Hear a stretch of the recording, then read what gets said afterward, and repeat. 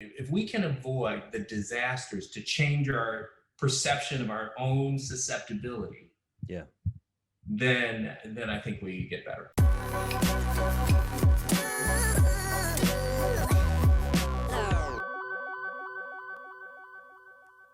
Hi, welcome to the Tarun Stevenson Leadership Channel. I'm your host, Tarun Stevenson, and we are all about helping you lead, communicate, and grow to your full potential. Whether you're tuning in on YouTube, Facebook, Instagram, or your favorite podcasting app, don't forget to subscribe and follow so that you can stay up to date with all our latest episodes. All right, here's the latest episode. Let's get into it. Well, hey, everybody. I am really excited about my interview today. We've got Dr. Dave on the show, and he is a preventative cardiologist, but also media personality. He's a regular on the Steve Harvey show on NBC, Fox News, and it's just so great to have you here today, Dr. Dave. Welcome to the show.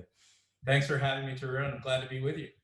Yeah, now you reminded me of this, that we made contact 2015, quite a few years ago. This is even before I had a podcast, and I think I was probably calling you to see if I could be on your podcast. And we had some exchanges, but we didn't quite make our schedules line up. So it's great that we've been able to do that now. Yeah, everything happens exactly when it's supposed to, right? They didn't line up then, but I think everything is good. Absolutely. So good. Well, why don't we just get started? For those that don't know you, I mean, much of my audience is based in Australia, so we don't get a lot of the TV shows from America that you've been on, and you certainly have quite a prolific media profile over in the US. Why don't you tell us a little bit about you, about what you do as a preventative cardiologist, and what your passion is with spreading the message of health? Yeah, I always tell people that I was that lucky kid from the south side of Chicago who got to sort of live out my dreams and my hobbies. So, as a kid, I literally was, sort of reading, medical science books and trying to understand the body, only to try to teach my sisters, who absolutely hated this, right? I'm like, why don't you want to know about your body? Yeah. But it's sort of, over the years, it sort of transformed into a real vocation. It was an avocation, but really came a vocation. I practice preventive cardiology, which just means that we use the whole gamut of non-invasive tools, diagnostics, and treatments to try to prevent people from having trouble with heart disease, right? Whether you've never had it before or you don't want to have it again. But when I was in medical school, Tarun, I realized something, and it was not just around cardiology, which I had known I was going to be when I went to medical school because I had already had some experience. But it was around most of the diseases that we were learning about, and the professor would be standing there, oh well, this disease kills 80% of people who don't have to die from it. In other words, it's 80% preventable. That's still true today for cardiology, for heart disease. We think, depending on who you read, that about 85% of heart disease is preventable. And I'm scratching my head, like, why is that? Like, why is it preventable? Especially for cardiology, and something where we know what causes it. Now, remember, there are a whole slew of other, disease processes that we don't truly understand. And literally, scientists right now are spending their careers trying to understand them. We know what causes heart disease. We don't know everything about heart disease. We know it causes heart disease. And we know right now how to prevent it from killing people. So why, oh why, Tarun, is it still killing the most people, not just in the States, but in the globe, like everywhere? Put everybody together, heart disease is still number one. And to me, it was very, very clear way back when I was a small medical student, like a little duckling following behind the attending, trying to understand, medicine and the practice of medicine, that we had a communication problem. We have a PR problem in medicine, Tarun. Yeah. And the PR problem has been there for a very long time. But as you and I sort of have discussed over emails, it is now really, laid to bear right in front of us with the current pandemic. And what I knew then was that one of the ways to get people to know what you want them to know is to go where people are. Don't ask them to come to a science fair. That doesn't work. Yeah. Coming to a science fair? Yeah, Dave, I'm coming to that. Yeah, I'll see you there, right? Don't hold your breath. But if you go to them, where are people, Tarun? Even then, back then, because this was 2007 when I started kind of getting these bright ideas. Well, I thought they were bright ideas, right? Even then, it was media, mass media, and social media. And I just decided at that time that I was going to do more than just see patients, which I love to do. I'm passionate about what I do. And that's really the story in a not so nutshell. No, I love the story, and I did see on your website where you tell the story of how you were 12 years old and you borrowed an anatomy book from your friend's mother, who was a nurse, and just started studying it. And that passion emerged so early, but that's gone further into wanting to teach and educate the population. Now, I'm going to be upfront. I'm a doctor skeptic in many ways. I have, and like many people that you're talking about, have become so confused by the mixed messages that I get from the medical profession that now I'm in a place of, I don't know who to believe anymore. Some doctors I go to will say, oh, you're on the verge of type 2 diabetes. You're going to have a heart attack tomorrow. Then the next doctor will say, no, you're fine. Look, it's a little bit high and you need to do something about it. But, it's not world ending sort of stuff. And so I find probably with myself and many of my friends who we're middle-aged, we're starting to be told by our doctors that we need to do something about our health. We know something's wrong, but at the same time, we don't know who's telling the truth or who's over exaggerating for the sake of, I don't know what reason they would, but maybe that's just the spin they put on it. Tell me about that process of what you see from the doctor's perspective, where you have this broad spectrum of medical professionals who are either very vigilant, maybe too vigilant, to almost don't care, will just prescribe anything you need and get you out of their waiting room. Why does that even exist? What's the problem? Well, so it does still come under this rubric of public relations in the truest sense of the word. Like, we don't. Let's take it back to any relationship. Let's say our intimate relationships. Yeah. Intimate relationships are founded on one principle, and it hasn't changed since time immemorial, and that is communication. Yeah. That is me talking to you in a way that makes sense for you and listening to you in a way that I can understand you. Great.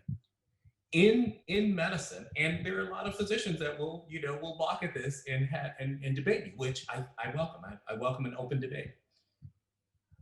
We don't, as a group of professionals, adopt the same stance when we're dealing with our patients. Yeah. I'm happy to say that the newer generation of physicians under me, and you and I are the same age, the newer generation of physicians under me are really understanding that you can't, nor should you, or is it necessary to, take a stance of like a paternalistic message. You do what I say, that's it. No ifs, ands, or buts. I don't care if the medicine's making you sick. We have a communication problem. And because we have a communication problem, the relationship is tenuous and it is characterized by skepticism, if not straight cynicism, right? So think about this. We're humans, and if you don't have a stable relationship that's based on communication that builds the trust, remember when you first develop a relationship with whomever it is, you build that relationship based on that communication, back and forth, mutual respect, then you had some trust built in, and that trust built. When you don't have that relationship, and you make a mistake, Tarun, which we will do until we're not human anymore. Yeah. We will, the response is very different from a relationship where there is a lot of investment. The return is very clear, that I'm going to give you the benefit of the doubt in a relationship where there's a mistake, where we've had some investment. We are not getting that because as a group of professionals, we have not made that investment. And when we make a mistake, it is seen as underhanded. It is seen as, malicious or, avaricious, just trying to, make money. And that's not the public's responsibility. Sure. The culpability lies squarely on medical professionals. And I will tell you, this is part of the reason why I moved outside of the academy. I was fully on track to be a physician scientist. I'm a PhD. I'm going right down the road to ruin. Let me tell you, man. Okay. And and thank goodness for who I am. Now we have to have those people. Don't get me wrong. I'm not shunning those people. We have to have those people. Those people are helping us with this COVID-19. But it wasn't for me. I was on that road and I said, well, I can't ascribe to that. I don't ascribe to that. I don't believe that. Let me communicate in a different way. And so I branched away from the academy because of what you and I are talking about, which is I'm standing, very few of us are standing out here trying to communicate and make amends, atone for the relationship misgivings that are there. When you have, and that's the big picture, when you have the individual one-on-ones where you get different messages, that could very well be, just a practice preference. That could be a philosophy difference, right? I practice what I call holistic medicine, but it's not HOLIST. It's WHOL, the whole thing, everything. Yeah. And in my mind, there's not a lot of reason, especially with some of the illness that I deal with, to take anything off the table. Sure. Just being a human being, saying to you, this is what I think as a medical professional, but I work for you. Yeah. Let's I literally work for you. When you walk into my office, you have hired me just like you hire a tax guy, a landscaper, it doesn't matter. Let me give you my best advice and then let's mull it over. Let's talk about what's going on. So that may not be very common. It's not common enough. Sure. Okay. So you mentioned holistic treatment and you try to approach as a preventive cardiologist, you're looking at how can you change lifestyle habits that are going to avoid having to go down the road of needing medical intervention when it's too late. Not all doctors seem to be as interested in preventative conversations. Now, I don't want to cast aspersions, but there seems to be, at least from my observation, a disconnect between, say, research around preventive lifestyle changes and, say, if you've got high blood pressure, just take this blood pressure medication and your blood pressure will come down, rather than diet changes, too much sugar is also contributing to your high blood pressure. And, that conversation seems to not be as connected, at least where I observe. And is there a reason I've got to be careful how I say this because I don't want to, tar everybody with the same brush, but at least it appears to me that there has become a great reliance in medicine on pharmaceuticals as the response to physical ailments rather than, okay, pharmaceuticals are helpful in certain circumstances, but there's a whole bunch of natural and holistic ways that we can treat our bodies that are also valid. Is there a reason we're sort of leaning towards one or the other? I think that's we could literally spend the whole time talking about that one. Let me say two things on that one. I think that at least one part of this, Tarun, is the pressures that physicians and their staff are faced with to keep the check boxes. Hit room to room to room. You've got to see this many patients. You've got to get moving. Yeah. And in my practice, it's a little bit different because I'm a consultant. So specialists have more time, to kind of go through things, if he or she will take that time. But there are generalists, for example, who have a very short amount of time. It'll blow your mind, what they're sort of might be thinking about. Now, again, we're not casting aspersions. This is not every physician on the planet, but it is a whole lot of them who sort of have these check boxes to meet. So there is the time issue. The other part is practice preference. And again, I'm sort of guarding my words as well as you are. because there's so many different takes on this, and I in no way am speaking about everybody or to everybody or for everybody. But my philosophy is mind first, everything comes after. In other words, if you haven't made a mental diet shift, I could tell you all of the tenets of, a Tim Ferriss 4-hour body, or just go down the list of, different programs, new, old, or right in the middle. And if you haven't made a mental diet shift, if you haven't changed your vision about yourself, about your physiology, your health, and yourself in the world, like literally the whole picture, your psycho-emotional as well as physical health, you will not make the necessary changes. Now, what we see a lot of times happens is catastrophes, big, sort of negatively defining moments in people's health, make them change. My goal would be to not have a disaster, not have a catastrophe, make you change your mind. Right. And you see how I said that? Because it's really just the mind. If I get somebody who I know their blood pressure is not related to their genes, for example, there are many people across the spectrum, people of color, people of not, that have genes that make their blood pressure so high that really their families die early. Yeah. And in that particular case, you might argue, why would we fight? We have a way to save that family, right? And pharmaceuticals work. But if I can get somebody who I know they have made choices to get their blood pressure up, right? Their weight has gone up over time again, at our age, Tarun, like it for guys, it just happens right in the middle. I don't know why. Yeah. Like, why can it happen down by the knees? I can fix some of the ankles. Like, what's going on?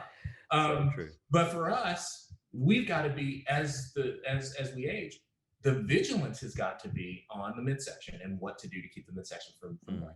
So if I can get a guy to understand that there's a lot weighing in, a lot depending on a midsection, including, if I may say, your ability to have intimate relations. I mean, I get some attention there because it's all literally related. And I'll get young guys in our age range and younger, who say, doc, you got to give me a pill for that. But I don't want the blood pressure medicine. And really, they're all together. And so my point is this: if I can get you to make a mental shift, it's automatic. It's autopilot. I don't have to necessarily, if you understand sodium and sugar, start from the beginning. You make that decision on your own. Yeah. And then we just keep the guardrails, right? If you're riding on an interstate, we just keep the guardrails up, just so you won't fly off, the side of the road. I mean, you can change lanes if you want to, but just don't go off the road. And that's what medicines do. That's what I'm thinking in my mind. Is this person somebody whose genes make it so that if we don't help them now, they will have morbidity? You don't have to die or die soon. And if it's not that, let's work on kind of what's happening in the mental space. So, okay, so let's talk about that mental shift. When you say if you haven't had a diet change in your mind, then you're not going to change in the physical. I'm someone who struggled with my weight and my health, and now I'm starting to see the effects of that, and I freely admit that. What do you mean by mental shift? Because I would say that for, say, myself and other people that I have worked with, that the desire to change is there. We start every year saying, this is the year I'm going to lose weight, or this is the year I'm going to change my diet. And then over time, that wanes, or that the ability to stay committed wanes. What is the difference between a mental shift that you're talking about and, say, a mental desire to actually change and not seeing that change come to fruition? Yeah, and I don't know that I can parse it, but let me put it a different way.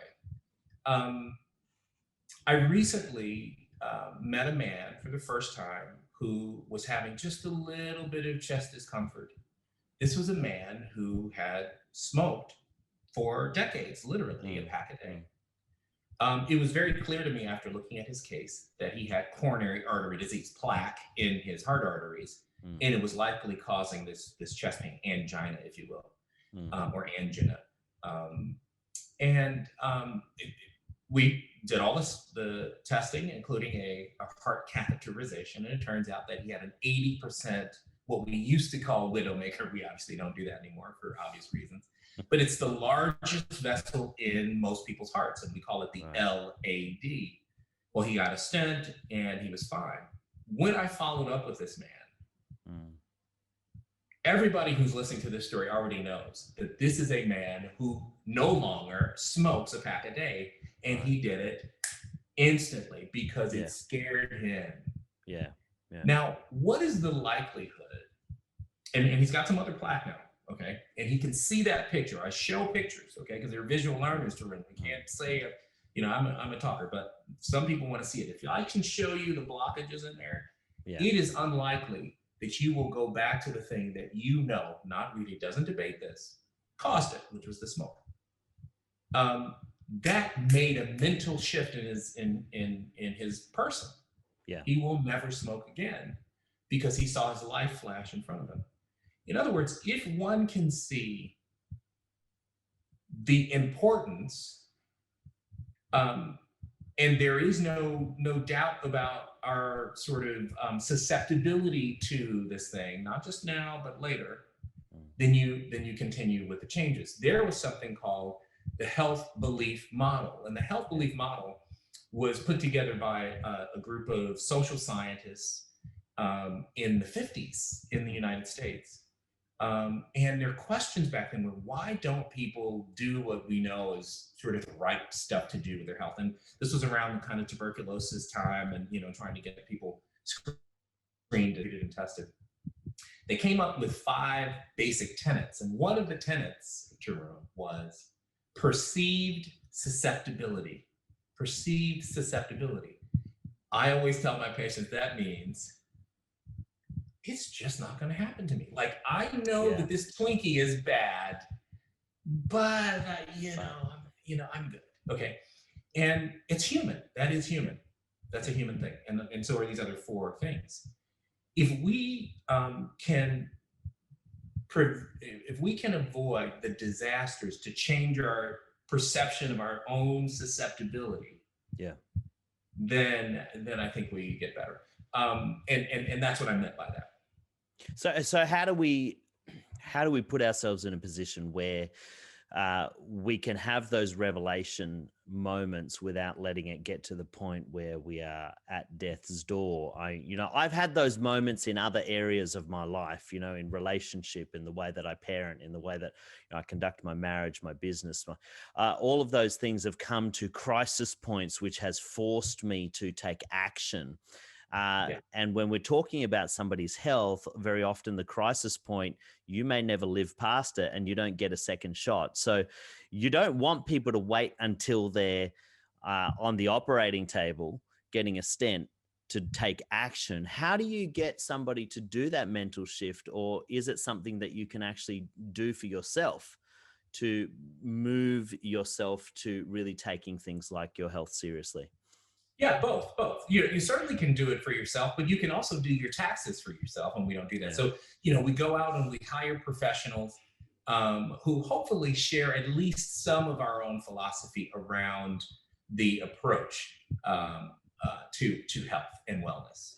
And, I spend a very long time, to the chagrin of my staff, especially with my new patients, just to try to establish with them, let me just hear where you're coming from. Mm-hmm. And, what I heard from you, if we could just use that for a second, is I've got mixed messages from some pretty bona fide, folks here saying opposite things. Yeah. What do I do with that? And go get a tiebreaker is the answer to that. Really, you should get a third opinion.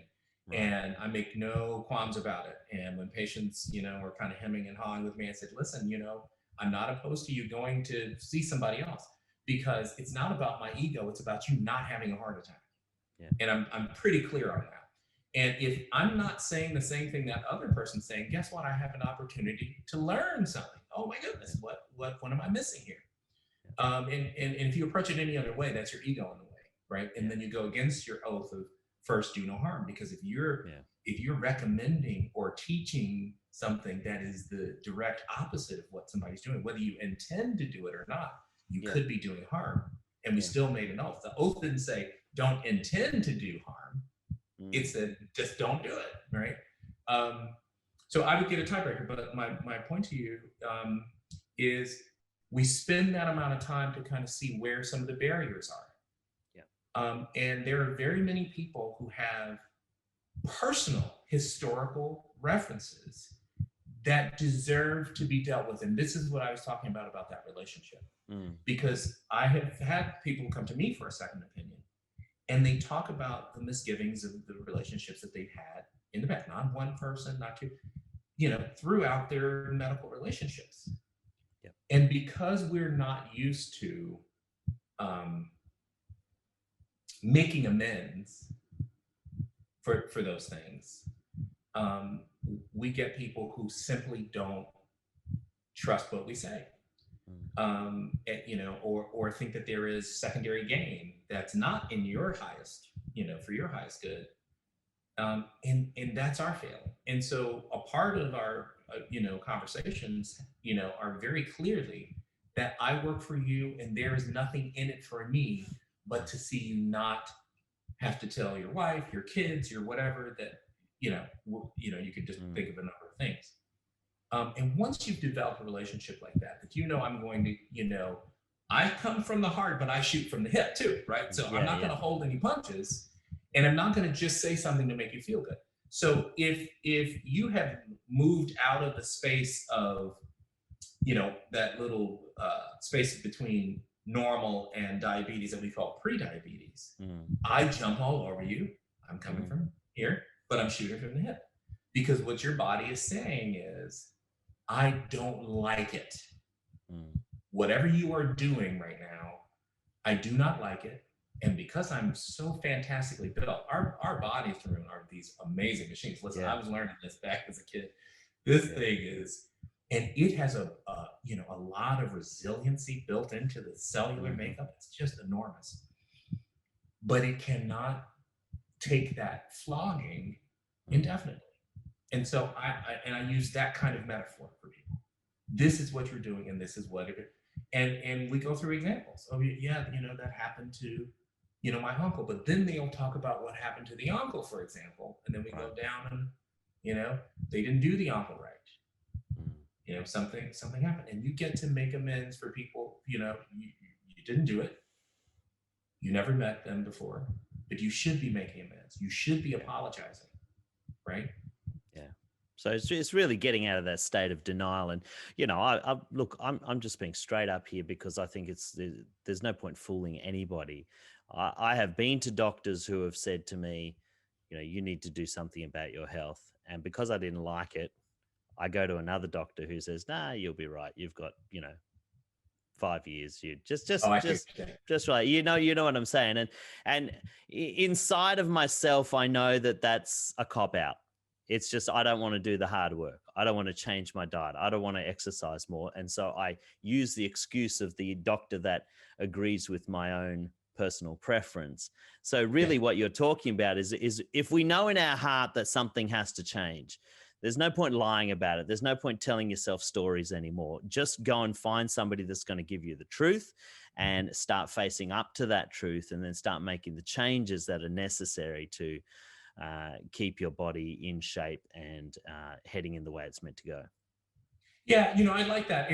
But that does still smack of rhetoric a little bit. So let me just give you one piece, okay, as though please. we were in a visit, okay? Go. And so I borrow a lot from, sort of other, sectors and disciplines, right? So, I read HBR, and I listen to your podcast, Leadership and all. And there's a Japanese principle called Kaizen, and I'm sure you're aware of Kaizen. Essentially, for people who probably your entire audience knows Kaizen like the back of your hand, but the general public does not. And Kaizen just says incremental change in small steps, essentially, right? Incremental change in small steps. So if it were that easy to ruin for us to just pull ourselves up by our bootstraps and just get, let's it, then I would have a different job. Yeah. That's not who we are. Remember, we're studying this. We're human beings, and there's a lot underneath why we make the choices that we make. Our worldview, our health worldview, our personal worldview. And if I could just identify, after having a conversation with you, one ridiculously small thing that you can do. For example, instead of giving you a full diet, and I have been known in dire situations, people are on the brink of disaster, really, to be drastic with my dietary recommendations. But most often I say, what's your favorite meal of the day? And we literally start with that meal. Right. Just one meal. There are so many different ways. Let's use breakfast. There are so many different ways to convince people that making small changes have big dividends. That small investment has big returns. And for the numbers people, if you turn it into numbers, that's great. But remember, a lot of people are just in general not as numerate. We're kind of innumerate, right? Yep. So for example, I might say to somebody who in the southeastern United States, which is where I live, right, that loves bacon, eggs, grits with cheese and biscuits and like all of this stuff, which is really high fat. Boy, it tastes great, right? And high salt, but it is driving them toward heart disease or full-blown diabetes, which leads to heart disease. And we'll start there. Making changes at breakfast time for somebody who has eaten like that forever is not trivial to ruin. It's a big deal. Well, it's huge, and they may not like you anymore. You're a nice guy before you took away my grits. Now, it is a big deal, especially in the southeastern United States. With that being said, if you just, if you get a lot of pushback, you'll say, okay, I'm going to change your morning breakfast to steel cut oats. Oh my God, what are you talking about? Right? As long as they don't have an allergy to oatmeal, you'll say, I want you to do it every Monday. Steel cut oats every Monday with a bowl of cherries, or a bowl of a bowl of strawberries, a bowl of blueberries, right? Small serving of blueberries. That's your breakfast every Monday. So ridiculously small. One day out of the week, one meal. And what ends up happening is our psychology, which is also very powerful, kicks in. And I'm fast forwarding.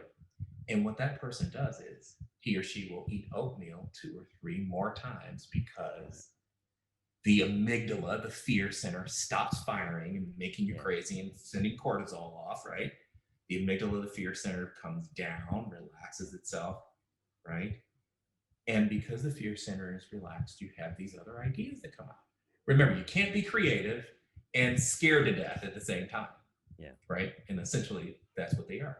So you bring the amygdala's levels down, you turn the gain down on the amygdala, and it's beautiful how this happens. Now, sometimes for people who are, if I were talking to you, you would have already guessed what I was doing. So I will give up the bag. I'll say that's what I'm trying to do. And even though I tell you what I'm doing, it still works. That's how marvelous it is. That's the mental diet shift with a small Kaizen-like change. We do the same thing with exercise. Great. And people change. Yeah, I love it. That's so doable for anybody that's listening, that to make one small change, and that one small change is going to lead to a greater repetition of those positive changes over time. And I think, you've hit it on the head. That is why so many people fall off the wagon with whatever goals they're trying to achieve, is they try and do too much too soon. And they have their end goal in sight, but they forget that, it took them 20 years to get to the state that they were in, and it's going to take some time to wind that clock back and make the changes that are necessary. Yeah. And the beautiful part about the trip back, the return trip, always feels faster than the trip going, doesn't it? And that's exactly true for our physiology. Yes, it took us 20 years to get where we are, but it won't take that long to get back. However, it will take some time. Yeah. And I just love that metaphor. Yeah, so good, so good. I love it. So, tell me more about the guardrails. Like you said that what we want to do is try and establish guardrails in our life, and we're talking about health right now because I think that that is a universal need for leaders. We're talking to leaders here, and many leaders struggle with their health, and that impacts their ability to lead. But maybe they're not fitness experts and they're not doctors and they're not, gym junkies or anything like that, but they're just looking to make some practical changes in their life, put up some guardrails, if you will. What are the foundational guardrails or the aspects of their lifestyle that they should be looking at that will bring around those Kaizen-like changes over time? Yeah, and I think your audience is perfect for this because your audience is always looking, at themselves and evaluating themselves. So this is a self-evaluative type of process. And if anybody is imperfect out there, then you know that there's room for improvement. I always tell my staff, practice makes improvement because nothing that we do is perfect. And if you will start there and just say, look, I can be better, I can improve. That's the first step. What is it that I want to improve? Where do I want to go with this? The guardrails for me, when I'm thinking about this as a practitioner, are what are the, and everybody gets this. This is not just, Dave Montgomery. Everybody gets this in medical school. The two things that they teach you in medical school on all of your board exams is what never to do and what you should always aspire to. And there's gray zone in the middle because it's still the practice of medicine.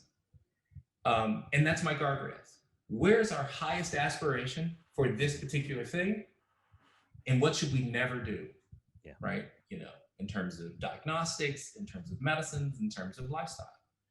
One size doesn't fit all. And this idea of hiring somebody who you trust to resolve whatever you're going through, right? If you read something, you should at least have somebody you can go to say, hey, does this work for me?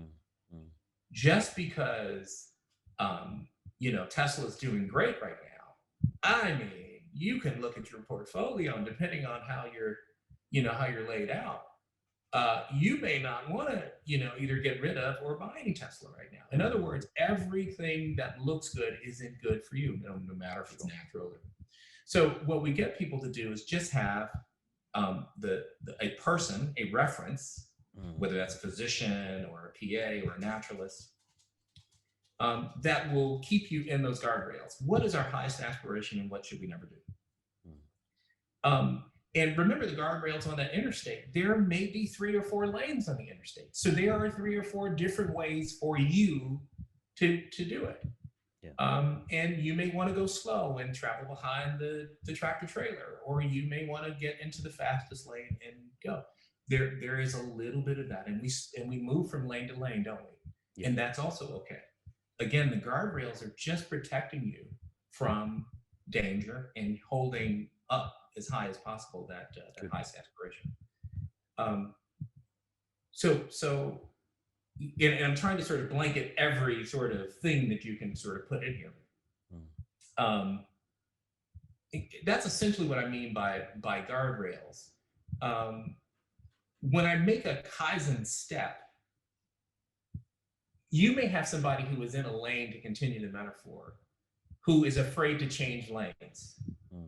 That when they were 15, 16 and they were learning to drive, they got in an accident or something happened and they have a defining sort of memory in their, in their psyche. That small step allows them to just put on the blinkers. Just make it as though you're going to change the lane. Yeah. Okay. Here's what happens when somebody goes to switch now, metaphors.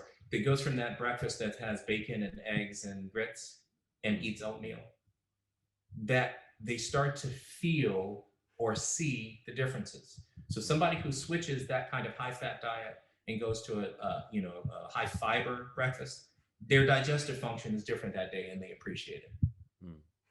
So in the steps that I design with my patients, and you're going to be asking your care providers to do this too, build in to the process or the strategy places where I get feedback, positive feedback, negative feedback, but feedback. Because there's no better motivator than success. We know that for humans, which is why, as a businessman, that one of the things that you highlight is all the successes of your staff. And okay, you minimize some of the negative things, we work on it, but boy, that was really good, right? Which is why in your yearly reviews, what do they say first? All the great things. Yeah.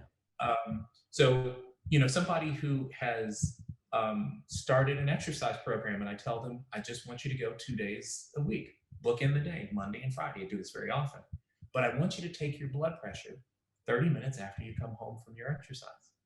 And when they see their blood pressure fall 15%, because your body naturally releases these, it's just amazing, releases all of these chemicals, not just endorphins, but substances whose job is to dilate vessels. And when vessels dilate, pressure goes down. Well, they come home and they measure their, by golly, my blood pressure is 15 points lower, and I haven't taken my medicine yet. Yeah. You see, so guardrails, Kaizen, we've got a whole bunch of stuff here. This is not a Venn diagram for all these business folks. This is like, I don't even know what this is. It's like the Matrix with all these little things in there. But I think all of these points, something can be said for each person with these. Yeah. Okay, so let me push you a little bit more on that aspect. There are guardrails in terms of health that perhaps are, like you said, things you should never do. And then there are things that you can do. And then somewhere in between, there are some variations. I guess this is why we see so many different fad diets or different opinions. The vegans are always going to promote their way of life as the most healthful. You've got the keto fans who are, all about the high fat, low carb thing, and it works. Both of them have results that they can say, hey, this works for me. And now you've got the carnivore diet that's come out, and it's the exact opposite of veganism, and they've got results that work as well. And everybody's saying, hey, look at us, we've got the science to prove it, we've got the evidence and to demonstrate what we're doing. Now, I guess if I'm hearing you right, what you're saying is that each of those are lanes that are going to work for somebody, but not everybody. That's exactly right. You've got to find that lane that works for you. For some people, low carb is going to work. For some people, vegan is going to work, and everything in between. Yeah. In that spectrum, when we're talking about health and preventive cardiology and etc., are there some things that are absolute, just avoid at all costs, or are there some things that we have to do and they're just not negotiables? There doesn't matter what lifestyle you choose, you just really need to focus on. What are some of those I guess foundations that we really have to focus on? Yeah, I love that, and that's a really good point. I'm going to address that, but let me just say to your previous statement, let's just take a keto diet, for example. There are very many people who can do a keto diet and have no untoward consequences physiologically, none. Then you have the guy who I just told you a story of, who smoked a pack a day for 30 years, had a stent placed in his artery that was clogged 80%, and he would have died suddenly. There's no question. If he were to go on a keto diet, he literally would sabotage himself. Right. So he has to have a different diet. Again, that's why you hire somebody and say, okay, I just read about this. How does this fit with resolve this with my case, with my physiology? Can I do it? Okay. The first thing that I always think about is a lesson that I had to learn the hard way, Tarun, and that was, doctors, we put on this white coat, and with that white coat comes this shroud, I'm a human being, man, okay? I was burning the candle at both ends. Yeah. Not sleeping. And your body, wherever it's at, I'm going to give you a couple warnings, ding, ding, ding, and then it'll let you have it. Yeah. Well, sleep, no matter who you are, is an absolute must. Yeah. And I think it was Maria Popova in Tim Ferriss's Tools of Titans that said that when you give up things like, when you sacrifice things that are absolutely good for you, Mm. like sleep. It is not hardworking. It is a profound failure of priorities, is what she said. I love that. Yeah. Love that. I mean, you know, don't make a profound failure of priorities. And then she used the word self-disrespect. It really is. Let me tell you how important sleep is. Every organism that you can think of sleeps.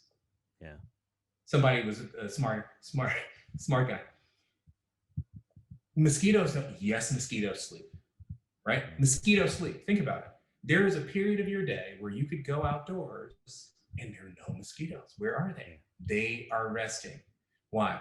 Sleep has been programmed into every organism as a time to power down.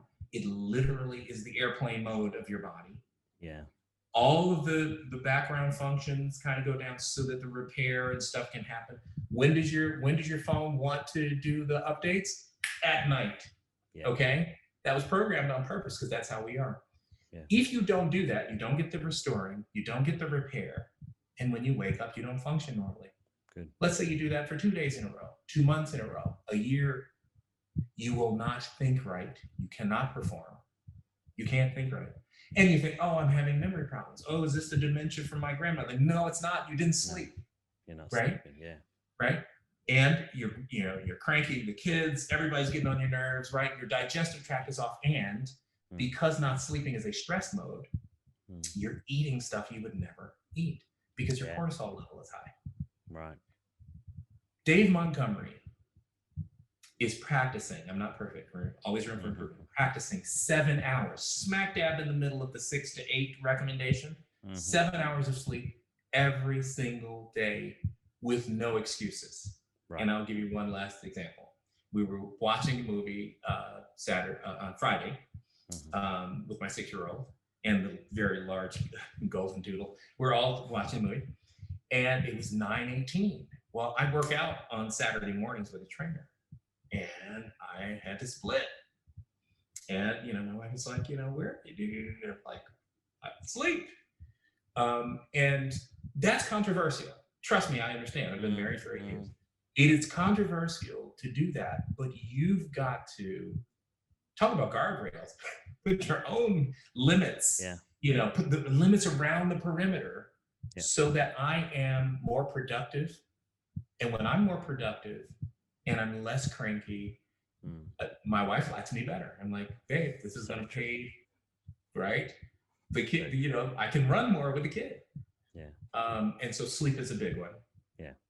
And exercise. So we say this and it's so trite, like, yeah, doc, give me something I've never heard before. If we think of the top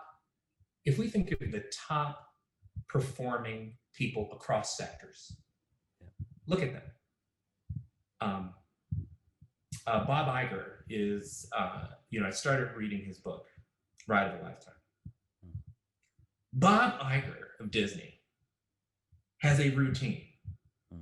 Bob Iger, I think I'm saying his name right, makes as many decisions as the vice president of the United States. I mean, like, he is like, the landscape of Disney is just enormous. Enormous, yeah. And he's making all those decisions. Talk about stress. Come on. I mean, he's acquiring stuff. He's doing all that stuff.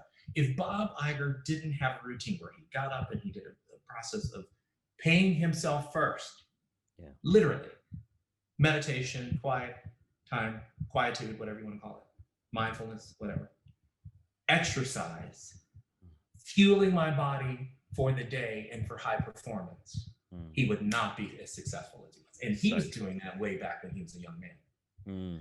So those are the principles that I want everybody to understand. The two ends of the spectrum, sleep and exercise, should not be given up at all. Yeah, well, and I'm glad you say that, because a lot of people I talk to who struggle with mental illness, the thing that I always talk to them about, because this has been my experience, is if you're not sleeping and you're not moving, it's going to affect your ability to think straight. And first thing you've got to do, and I've started doing that. I've started excusing myself from, the family movie, or we even had visitors the other night, and halfway through the night, I just said, time for me to go to bed. I'm sorry. Good night. thanks for coming. And I just went to bed, because I've realized that there's that moment where my body tells me it's time to sleep. And if I push through that, I end up waking up again and then not sleeping properly. And it's just like you say, everything goes out of whack. My eating goes out of whack, my moods, my ability to remember and function properly. So it's such good advice. And it's so simple, isn't it? You know, we can all practice this. So what are the minimum recommendations? You said 7 hours for sleep. What about for exercise? What are the minimum recommendations? How many times a week should the average person be moving in some way? Yeah, you know, we this is part of what I think is it's a PR and marketing problem. This is a part of the marketing problem. There is no one size fits all. Okay. There's absolutely no one size fits all, and I think there's actually counterproductive parts of that, where, you know, if you tell somebody 30 minutes of aerobic or cardio type exercises 5 days a week, which is the 150 minutes that you hear all the time, well, that may not work for somebody who can't. Who is wheelchair bound, for example. Sure. And so when I get a question like that and there's a large audience, I always say this is the time where you hire a professional, a trainer who knows what he or she is doing, a physical therapist, a physician who specializes in, you know, kinesiology and exercise, or a primary care doctor, or, you know, or specialist who has a penchant for these things. But to your point, there has to be something in there that helps you release some of those chemicals. I mean, think about the you know, I grew up in Chicago. It is freezing in Chicago right now, and on Lake Michigan, I can guarantee you, what is it, 4:56 our local time, there's somebody running on the lake, multiple somebodies, in shorts. Now, why is that? Are they insane? Yes. No. It's because it's because they go find a flow state that is chock full of all of these endorphins, enkephalins, other neuromodulators, all these fancy words that we use. All it is your body's blessed biochemistry. It is so healing and soothing that it is what mimics marijuana. It is what mimics morphine. In other words, the receptors for morphine have lived in our brains and our bodies for a long time. We're probably Neanderthal. I don't know, maybe before then. In other words, you get what I'm saying? So it's because your body will release a morphine-like substance on its own. Wow. Your body will release a cannabinoid-like substance on its own. And who doesn't want to go have that feeling, that natural feeling, with no downs, no lows, no side effects? That's why they're out there running. So if for nothing else you want to perform at your highest, and you want to feel good, go exercise. Like, we can do it now. I've done it multiple times in my office. I know I'm meandering with my words here.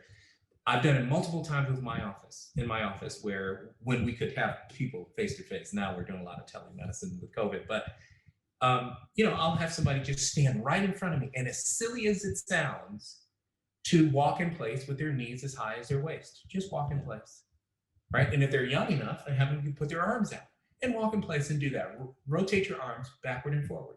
And as we're laughing and joking, it doesn't matter what was happening in their life before they came in. It didn't matter how scared they were when they walked through the door.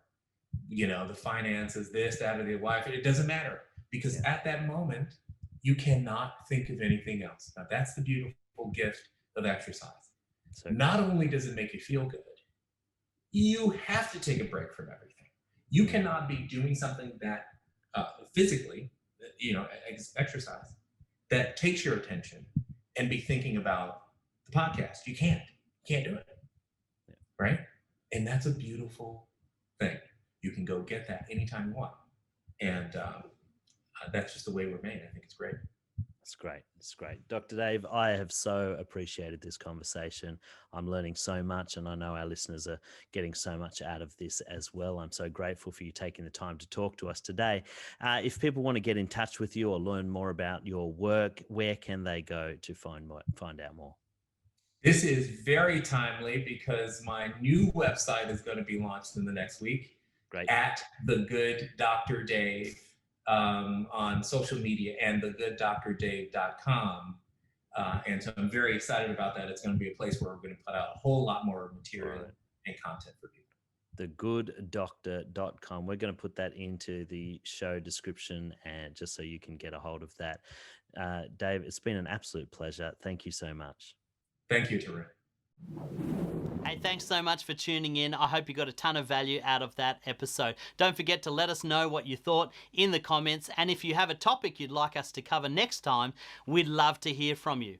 If you know anyone that would benefit from the content that we produce, please like and share this channel. And we look forward to having you next time on the Tarun Stevenson Leadership Channel.